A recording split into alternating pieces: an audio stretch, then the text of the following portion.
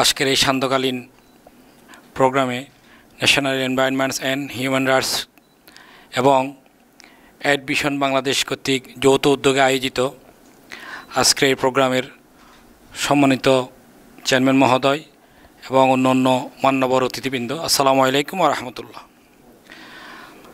আসলে আমাকে বিষয় ঠিক করে দেওয়া হয়েছে জলাবদ্ধতা নিয়ে কথা বলার জন্যে।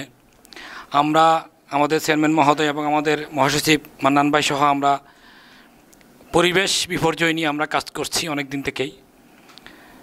এর মধ্যে অ্যাডভিশনকে আমরা আজকে আমি নতুন দেখলাম, আমার কাছে মোটামুটি ভালোই লাগতেছে। এই কারণ পরিবেশ নিয়ে কেউ না কেউ তো কাজ করতে হবে। কারণ আমাদের ক্লাইমেট চেঞ্জ যে এই বিষয়টা বারবার ঘুরে ঘুরে বেরিয়ে আসতেছে, ক্লাইমেট চেঞ্জ বা জলবায়ু পরিবর্তন, এই বিষয়টা নিয়ে আসলে আমরা কয়জনে জানি?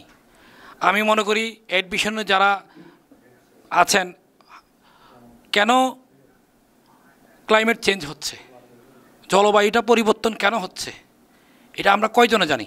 আমরা সবাই কথা বলি। গ্রিন হাউস ইফেক্ট একটা কথা আছে এখানে। গ্রিন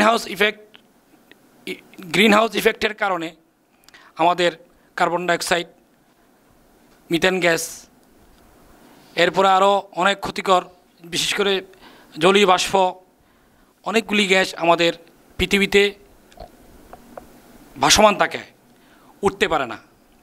এই কারণে পৃথিবীর তাপমাত্রাটা দিন দিন বেড়েই চলেছে। গত এক দশকে এই পৃথিবীর তাপমাত্রা সবচেয়ে বেশি ছিল। এই তাপমাত্রার কারণে কি হয়? এই তাপমাত্রাটার কারণে, গ্রিন হাউস ইফেক্টের কারণে এগুলো হচ্ছে, তাপমাত্রা বেড়ে যাচ্ছে। তাপমাত্রাটার কারণে কি হয়? আমাদের যে গ্রিনল্যান্ডে যে আমাদের বরফ আছে, আমাদের অ্যান্টার্কটিকায় যে বরফ আছে, সেটা অন্য বারের তুলনায় গত এক দশকে 7% বেশি গলতেছে। এই 7% বেশি গলা মানে হলো, যদি গলে যায় তাহলে আমাদের সমুদ্র পৃষ্ঠের উচ্চতা আমাদের বেড়ে যাবে। আর সমুদ্র পৃষ্ঠের উচ্চতা বেড়ে গেলে আপনার কি হবে?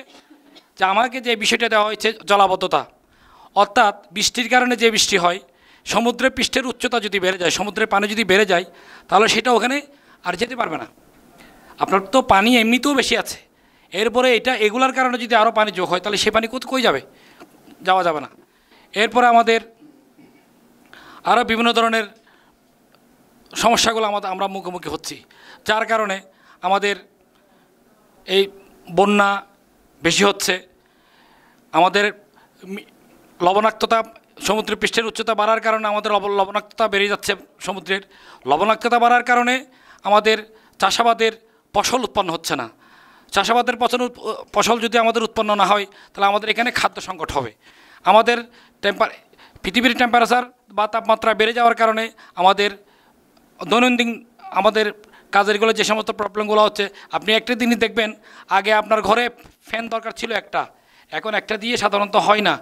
আগে যদি এক ফ্যান যদি আপনি 1 ঘন্টা চালাতেন, এখন সেটাকে 3 ঘন্টা চালানো হচ্ছে।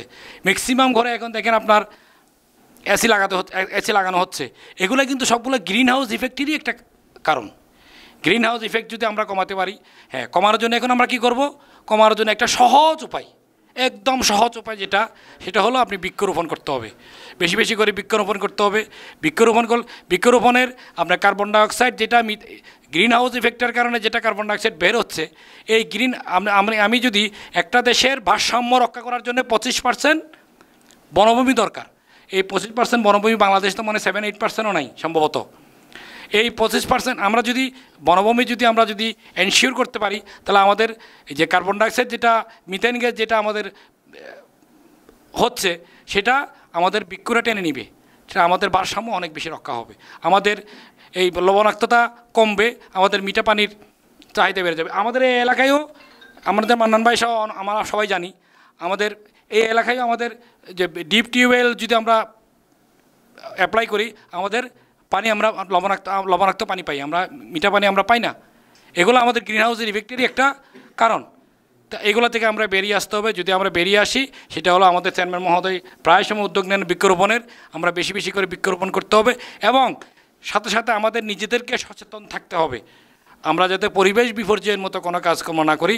আপনি যদি একটা ময়লার ড্রাম যদি আপনি ঘরের দরজায় রেখে দেন, আমাদের ফ্ল্যাট আমাদের ফ্লোর আমাদের গন্ধ হয়ে যায়। তো এটা যদি আপনি বাইরে ফেলেন তাহলে কী হবে? টোটাল পরিবেশটা নষ্ট হচ্ছে না? আপনি নিজের ঘরকে চিন্তা করলেই সেটা আমাদের বোধগম্য হয়ে যাচ্ছে। সুতরাং আমি অনুরোধ করব, আমরা সবাই বিশেষ করে বৃক্ষরোপণের প্রতি আমরা বেশি মনোযোগী হব এবং আমাদের গ্রিন হাউস ইফেক্ট এটা আমরা যদি কমাতে পারি, এটা আমাদের হয়তো আমি ছোট মানুষ বা আরেকজন ছোট মানুষ, ওনারও কিন্তু এখানে একটা ভূমিকা থাকে। এই ভূমিকা আমরা যার ব্যক্তি যদি আমরা সচেতন হই তাহলে আমরা এগুলা থেকে আমরা বেরিয়ে আসতে পারবো ইনশাআল্লাহ। এই বলে আমি আমার বক্তব্য শেষ করছি। আসসালামু আলাইকুম ওয়া রাহমাতুল্লাহ।